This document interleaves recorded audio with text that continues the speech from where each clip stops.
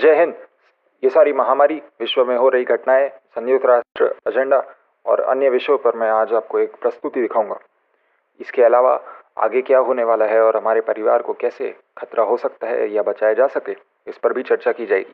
मैं हिंदी में बात करूंगा और वैज्ञानिक और अन्य सबूत जो है वो लिंक के द्वारा इस प्रस्तुति में दिए गए हैं।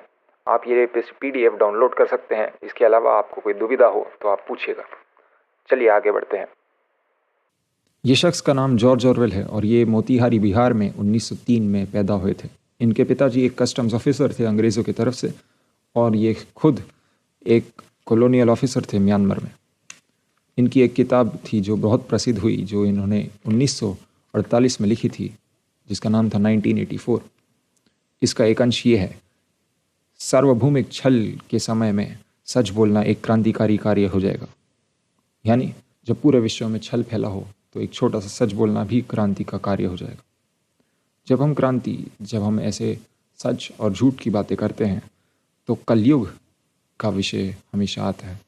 तो आखिर ये क्या है कलयुग, जिसके बारे में पांडवों को भी जिज्ञासा थी और उन्होंने कृष्ण से पूछा था। तो इसके बारे में मैं एक कहानी बताता हूँ आपको।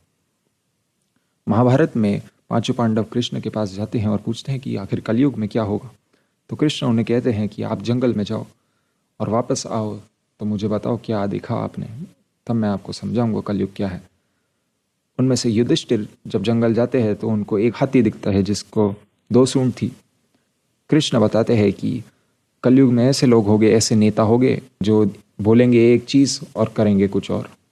फिर भीम जाते हैं और उन्हें दिखाई देता है कि एक गाय अपने ही बछड़े को चाट रही थी, और इतना चाट रही थी कि उसके बछड़े से खून निकलने लग गया। कृष्ण बताते हैं कि कलयुग में ऐसे माता पिता होंगे जो अपने ही बच्चों से इतने आसक्त होंगे, इतने बंधित होंगे कि उनके बच्चों का विकास ही रुक जाएगा और वे अपने ही बच्चों को हानि पहुंचाने लगेंगे।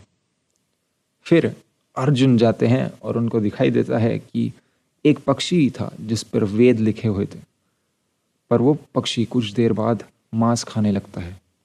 वे चौंक जाते हैं और पूछते कृष्ण से, जो उन्हें बताते हैं कि कलयुग में ऐसे लोग होंगे जो विद्वान कहलाएंगे, पर असल में उनका उद्देश्य दूसरों की संपत्ति छीनना और दूसरों की मौत का इंतज़ार करना होगा। वे असल में कुछ और ही होंगे। ऐसे ही सहदेव जाते हैं और उन्हें दिखता है कि एक जगह है जहाँ बहुत सारे कुएं थे जो भरे हुए थे, पर एक कुआं बहुत गहरा था और खाली था। कृष्ण बताते हैं कि कलयुग में ऐसे लोग होंगे जिनके पास बहुत धन है। वो अपना धन सारी चीज़ों में व्यर्थ करेंगे। अपने बेटियों की वो शादी महंगी जगह कराएंगे, खाने, काम वासना, मदिरापान, मांस और नशे में बहुत पैसे व्यर्थ करेंगे। पर एक भूखा उन्हें जब दिखेगा तो वो उसको अनदेखा कर देंगे। एक भूखे को देने के लिए उनके पास कुछ नहीं होगा। ऐसे ही आखिरी पांडव नकुल जाते हैं और देखते हैं कि एक चट्टान से बहुत बड़ा पत्थर गिर रहा था। वो पत्थर गिरते गिरते सारे पेड़ों को अपने साथ ले जा रहा था और रोंद दे रहा था।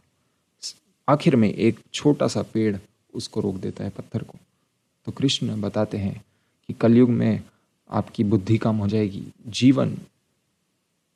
जीवन का पतन, धन। फिर नकुल जाते हैं और देखते हैं कि एक चट्टान से बहुत बड़ा पत्थर गिर रहा था जो आने वाले सारे पेड़ों को रोंदते हुए जा रहा था, पर आखिर में जाके एक छोटा सा पेड़ उसको रोक देता है।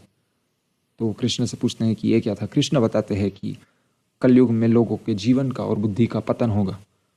ना ही उनका धन, ना ही उनकी संपत्ति, ना ही उनकी प्रसिद्धता उनको बचा पाएगी, पर केवल एक ही चीज़ उनके पतन को रोक पाएगी, वो होगी उनकी चेतना।